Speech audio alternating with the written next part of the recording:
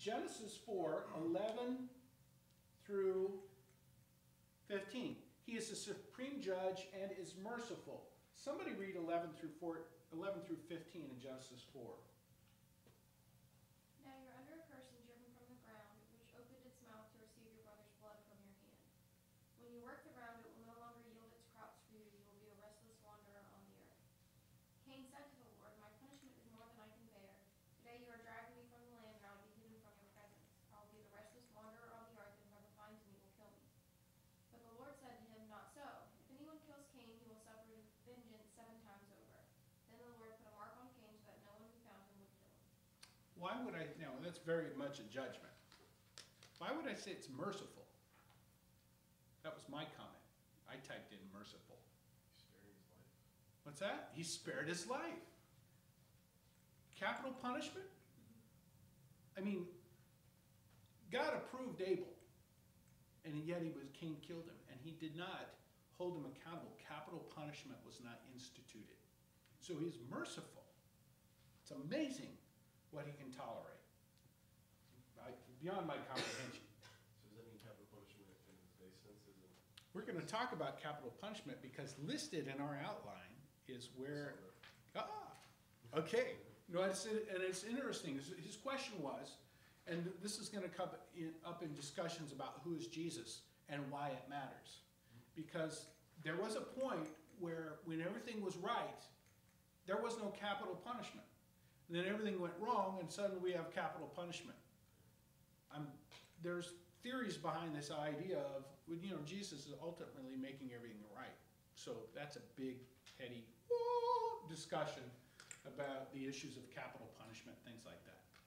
But that's bigger than this scope today, but we'll make sure we cover it, just like the require it statement. All right, any other questions? Okay, he did not exercise capital punishment. He was in a form that could dwell on earth in a certain place. Look at verse 16. Cain went out from the presence of the Lord, and he dwelt in the land of Nod on the east of Eden. He went out from the presence of the Lord. So where was the presence of the Lord? Based on in Eden. Okay? They were in the Garden of Eden up to a time. And then they got kicked out of the garden, and there was an angel that protected the garden so that they couldn't have access to the tree of life. But they're still in Eden, wherever that is. All right? And then, and also, by the way, Eden's not there anymore. It got wiped out. We find out about that later. But the presence of the Lord was Eden, and Cain left the presence of the Lord, and he's out wandering elsewhere. But the point I wanted to make here, that's an interesting thing. Remember he walked in the garden in the breeze of the day? The Creator is actually manifesting his presence in a location on the planet. We're going to see that later, too, in a movie. Verse number 12.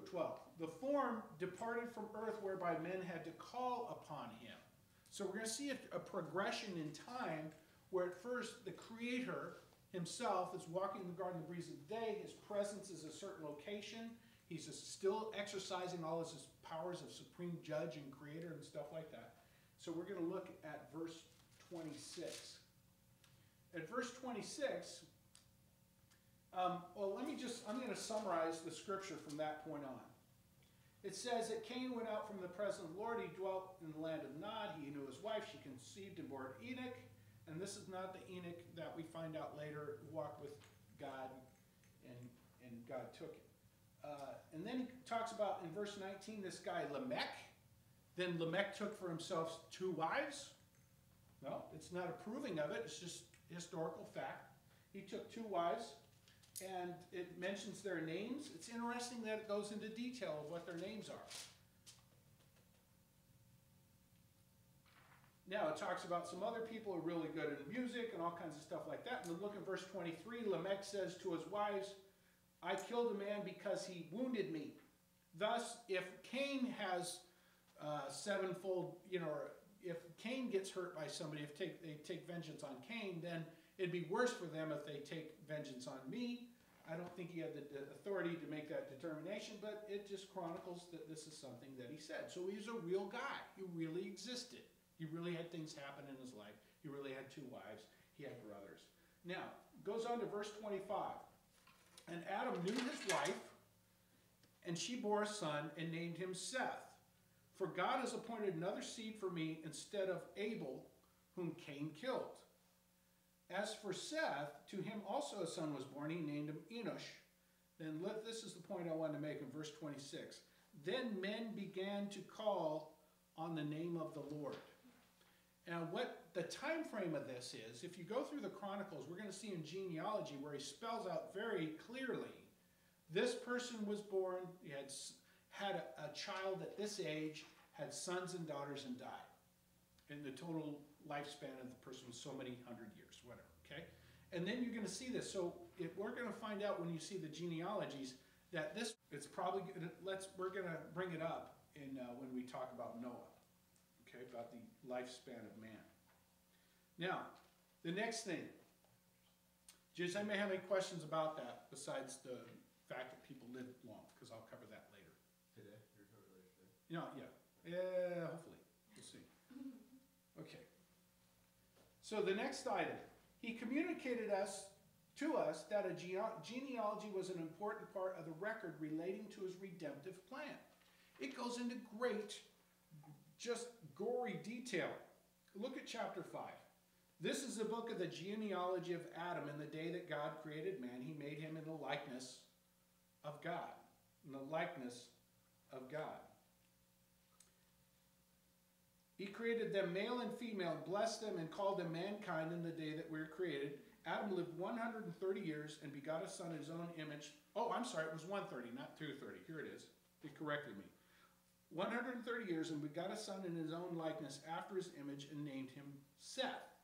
After he begot Seth, the days of Adam were 800 years, and he had sons and daughters, so that all the days that Adam lived were 930 years, and he died. Seth lived 100 years. It goes on. Goes to Seth, Enosh. Several people up until the point of Noah. Who's the other guy? Methuselah. You've heard the term Methuselah? Methuselah is a person in the record during this time frame, you know, descendants of Seth all the way going to Noah, where he lived 969 years old. Coincidentally, the year that the flood hit happened to be the same year that Methuselah died. Did the Creator wait till Methuselah lived his life and that all the patriarchs prior to Noah were gone, you know, in that line? Or did he die in the flood? We don't know. He probably would not have fared very well at 969 years, you know. Oh no, the tide's going out. Okay, everybody run for the hills. So that's kind of sick. Leave great-great-great-great-great-great-grandpa. Yes. Okay, so he was 969 years old. And look at verse 3 in chapter 5. Anybody want to read that? Chapter 5, verse 3. When Adam had lived 130 years, he had a son in his own likeness, in his own image, and he named him Seth. Notice the redundancy. Yeah. In his own likeness and his own image, and he named him Seth. Yes. Would that, just out of curiosity, I know there's probably more to it than just this, but the thought just struck me. You know, a term for Jesus is the second Adam. Would that be kind of even in line with that as a picture? Like you have God making man in his own image. I don't know. Well, It's just a thought that struck me that I'm going to take it more. Yes, we'll be touching on that eventually. What I'm going to do is play up on this thing. And Adam had a son in his own likeness, after his own likeness, in his own image. That's an obvious repeat of the redundant statement that the Creator used and communicates about creating God in his own image. Created Adam in his own image. Now, he created Adam. He didn't have him as a son. He created him out of nothing. Well, actually, he told him from the earth. Took him from the dust of the ground. In fact, the word Adam means like the dirt. I looked it up. It means the dirt. Okay? Eretz is the earth. Adam is like, if you're going to dig up. And it's red. You know, it's like Alabama mud. All right? Dirt. So, but he had Seth in his own likeness. So there's something to be said about having a statement of in his own likeness, of a son. Okay? So just take note of that as we press on here and look at who Jesus is and why it matters. He was grieved by the debauchery of man. He was willing to destroy the perfect world he made. Now we go to Genesis chapter 6, verse 1. Now it came to pass when men began to multiply in the face of the earth and daughters were born to them. This is a really weird verse in English. It's weird in Hebrew, okay, because you're piecing together. If you look at the Hebrew words, they're kind of, it's amazing how they piece them all together to come up with this English. But this is what the English came up to be. Now it came to pass when men began to multiply in the face of the earth and daughters were born to them, that sons of God saw the daughters of men, that they were beautiful, and they took wives for themselves of all they choose. And the Lord said, My spirit shall not strive with man forever, for he is indeed flesh, yet his days shall be 120 years. So there's a couple of things here. What do they mean by sons of God and daughters of men? I don't know. Lots of conjecture. The only sons of God we've got right now are, creations, Adam's kids. I don't know. It's a heavy concept. Yes. Do you have, if you follow the scripture of God fulfilling his promise through one line of Adam, you have Seth and you have Cain, and then from thenceforth, Right. the line of Seth is referred to as the sons of God because the Israelites come from his line. But there's other people who have come from other children of Adam and Eve at that point, but for whatever reason God blessed the line of Seth, and throughout scripture they refer to that line as the sons of God. That's very good commentary. And I'm going to have to go tweak this recording and turn that up. That's a good point. That the sons of God, if you look at it, he very carefully details the chronology and genealogy from Adam to Noah. Now let's see what we have here. And it talks about giants in the land. In verse 4, there were giants on the earth in those days, and the sons of God came in the daughters of men. They were born children of them. These were mighty men of old. Okay. Then the Lord saw that the wickedness of man was great in the earth, and that every intent of the thoughts of his heart was only evil continually. And the Lord was sorry that he had made man on the earth, and he was grieved in his heart. He says, I will destroy man whom I have created from the face of the earth, both man and beast, creeping thing, birds of the air, for I am sorry they have made them. Now he said that. This is a quote. So, God can't think that way. Well, now some people say you can't be this subjective. Well, I don't think it's subjective. I think I'm being objective if at least as I'm going and studying, and the Lord is introducing himself to us through this scripture. There's times it helps us to understand it. We keep reading the book. We're going to get a little bit better understanding. We can attach some things, but at this point, we're just going to take it from the beginning and see what he says. Some of it may be shocking. Okay? So it goes on to say, he's going to destroy everything, but look at verse 8. But Noah found grace in the eyes of the Lord. And then it goes verse 9. This is the genealogy of Noah. Noah was a just man, perfect in his generations. Noah walked with God. There was another person in the scripture in the genealogy that walked with God, and he was no more, for God took him, the scripture says. Okay? So, and I'm not going to, it's there, you can read it. That's your Chapter homework. 5, verse 24. Okay, what's it say? And Enoch walked with God, and he was not, for God took him. Okay. That's it. So he walked with God. He was the father of Methuselah. Yes. Oh, that's good. Thank you. He was the father of Methuselah. So then we see the chronicle of chapter 6 where God tells Noah, make an ark, make it this big. We don't know if it's 450 feet long. A cubit, it says 300 cubits long. Now we don't know how tall and lanky Noah was. So a cubit might have been 18 inches, it might have been 21 inches, so we don't really know for sure. But a cubit is the distance between the elbow and the fingertip. The span, when you use the measurement span, a span would be the width of your hand, which is about a half a cubit. Okay, so you're going to see terms like that for measurements. But he made a 300 cubit long boat. And he took all these creatures inside. He gave this command to stick all these creatures in there. And then God destroyed the earth. There was a great flood. And it's very literal. So I'm going to go back to my outline here. Because if we look, he is grieved by the debauchery of men. He's willing to destroy the perfect world he made. Genesis 6, 1 through 8, 22.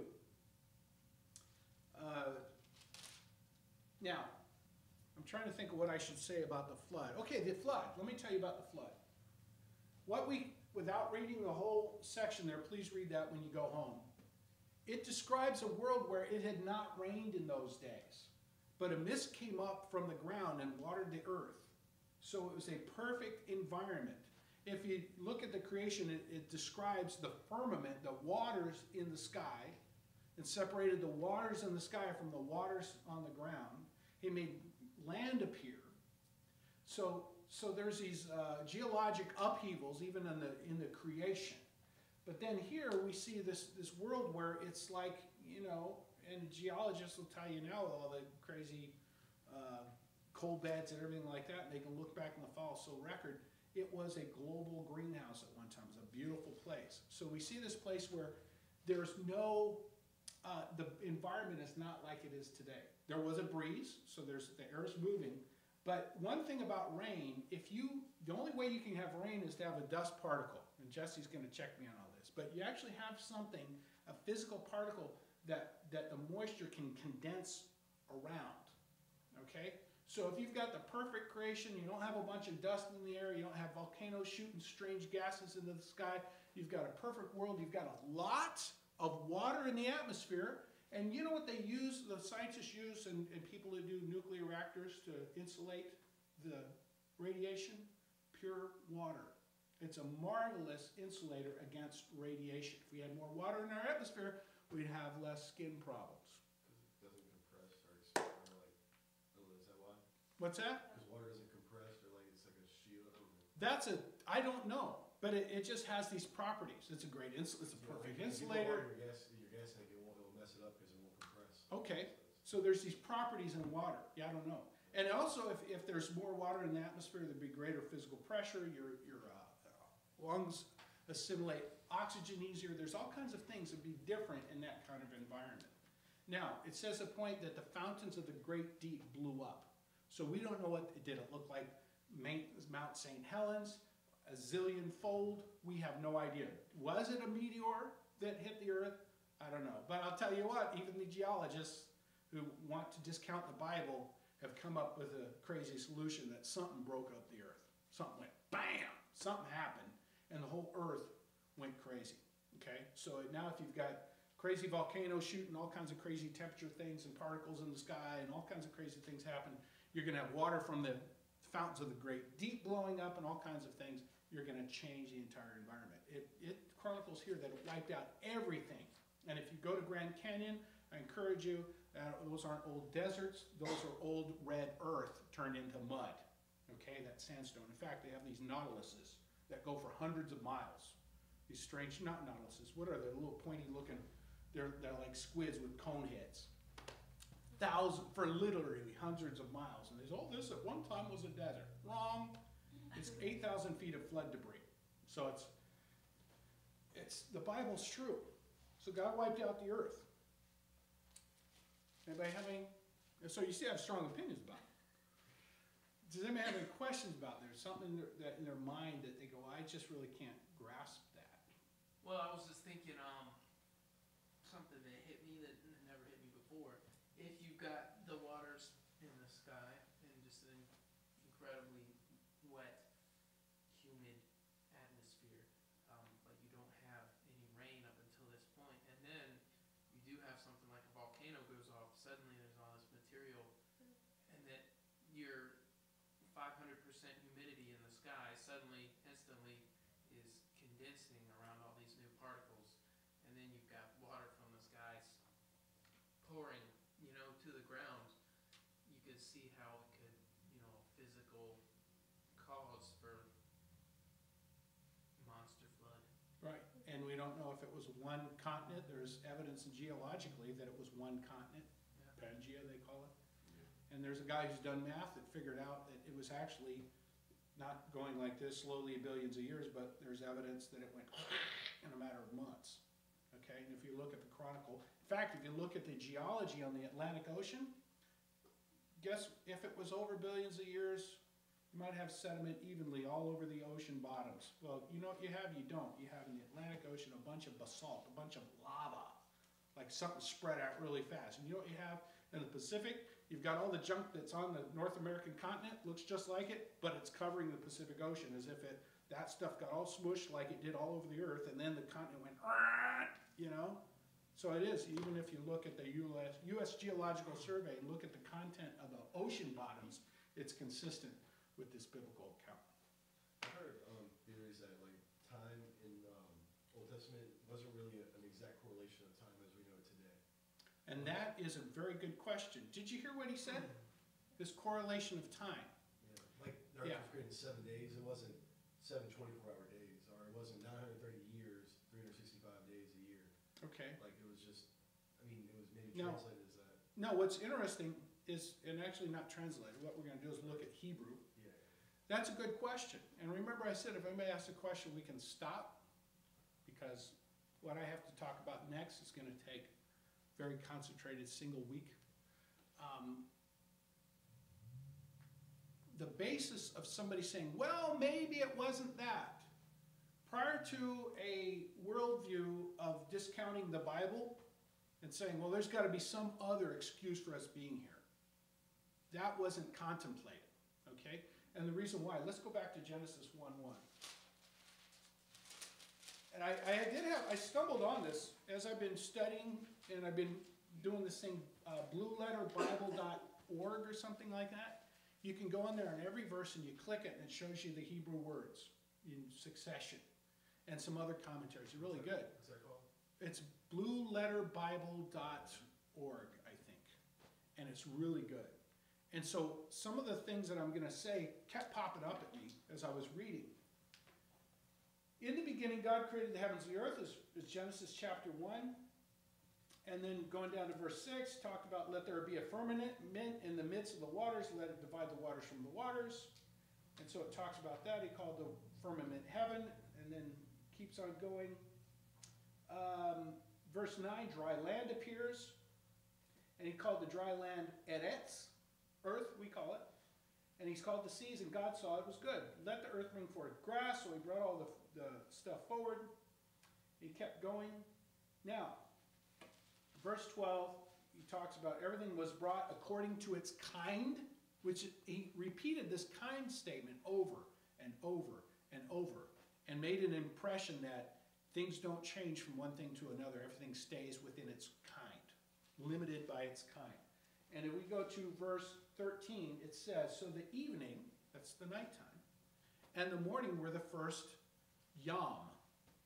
Some spell Y-O-M, some Y-O-W-M, were the first day. And then he goes on, were the second day. When they talk about days, they use the word yamim, would be days or time.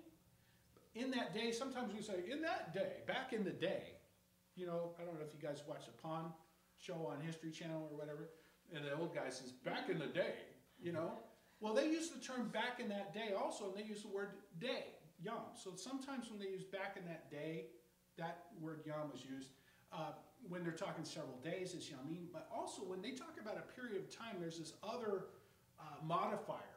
And I can't remember what it is, but I saw it in the last couple of days as I was reading. There's this other modifier that means like many days or over time, over a period. It's actually modified. But when they use the word yom, besides saying back in the day, or in that day, you know, they use that word in that way, just the way we do. But also, this is expressly, very specifically, and the evening and the morning were the first day. Okay? Now, how do you count for 930 years? Well, 930 years. What you have people having problems with is somebody living as long as Adam, 930 years. Wait a minute. How could that be? Well, it doesn't matter how that could be. It was. Now, if we talk about the way the earth was, and have people with their very perfect genetic form, and have this awesome shield against the radiation which is killing us every day, you know, oh, it's a whole different world. And then we're going to see a progression of time here in this genealogy up to the flood. The only one that lived, like a couple of guys lived only 360 years if they walked with God. Or I think Lamech, or what was the guy? I'm trying to think which one it was. He lived like 451 or something. So there's a couple of them that had a relatively short lifespan. Abel had a relatively short lifespan. After Noah, it says in the genealogy of Noah, he lived 600 years before the flood came. And his sons, Shem, Ham, and Japheth, were somewhere about 100 years old at the time of the flood. So after the flood, which lasted a little over a year, they were actually in this boat for over a year before they could finally come out. It chronicles the ages of Shem, Ham, and Japheth. It turns out that Shem, Ham, and Japheth lived many hundred years. In fact, Noah died at the age of 950. That's 350 years after the flood. Okay? Now, Shem, Ham, and Japheth lived 600 plus years. Now, the next generation lived 400 and something plus years for a couple of generations. Then about 3 generations later, they're living about 250 years. Okay? Abraham's time, he comes on the scene. Abraham lived to 180 years. So we see the lifespan shortening. In the scripture we saw here that God said, I will no longer strive with man. I'm going to number his days to 120. And he didn't do it right away. Is that just because like the fall of man? Just Yeah. Yeah, and also, I mean, the environment's changing, or, you know, genetic what he's letting. makeup, Yeah. yeah, everything. People are, men are, they're not, yeah. So there's a whole lot of things that are influencing this. Itself, the earth itself. I mean, ultimately, throughout the Bible, it talks about how the earth, God will also redeem creation, not just man. And so, creation itself is It's groaning. yeah, it's groaning. It's I don't exactly know the word for it. It's falling apart, so Yeah. to speak. Yeah, Like, it is. you know, after the flood, especially, I think that whole environment changed. All of a Yeah. sudden, life isn't as it was. It's not as it was meant to be. Yeah. I mean, the creation was cursed at the fall, not just Yeah, it says that mankind. creation groans in anticipation of the revealing of the saints and the redemption of Yeah, the world. You know, like, Mhm. 'cause, you know, I think heaven, you know, we live in a new earth, not, we don't just walk on the streets of gold and stuff. Okay. It's like a new earth. It's like, wow, It's a new heaven and new earth. that's cool. And we'll get to that if we haven't gotten to that. But And can I say Yeah. something towards Chris's question too? Because Oh, yeah, that's what I was there's a couple different views within even the Christian realm of creation, and like you Mhm. said, that view is called of each day being maybe 1,000 years, you know, Yeah. each day. And actually, like he says, only has developed in recent years, so to speak, within this kind of postmodern worldview where the world says, there's got to be another example, not just the Bible. Before, everybody took it for granted. Yes, it's a day. A day is a day, you Yeah. know. But it actually, Christians use a verse in the Bible where it talks about how, it might be in Psalms, I'm not exactly sure, but where it talks about how one day to God is as 1,000. And in the context of that scripture, it's Yeah. talking about how God is timeless and he's outside of our time. So in context of that scripture that people use, that's the context Yeah, of it. that's It's what God is they'll say. outside of time. Yeah. But that's where people will say, well, look, here it It says could, that yeah. God would say a day, but really it Right. could be 1,000 years because God's Right. outside And of then- I time. think I did hear that. in modern Yeah. science, dating the earth to be 6 billion years and things like that, That's what I was I gonna. would love to talk about that. And the difficulty is, because of the context who is Jesus and why it matters, that's probably would not be good. Now, what we may do is we get close to the retreat, I'll do a session that talks specifically about scientific measurements, what they are, the dating methods, what it is they do, what can they really know? I mean, what can you really know? And then give you actually real examples, near-time examples of them dating things that totally, it's like, this is not right. This is just so obviously not right. So, but I'll do that. Can I Hopefully, speak like yes. one sentence about Yeah. that?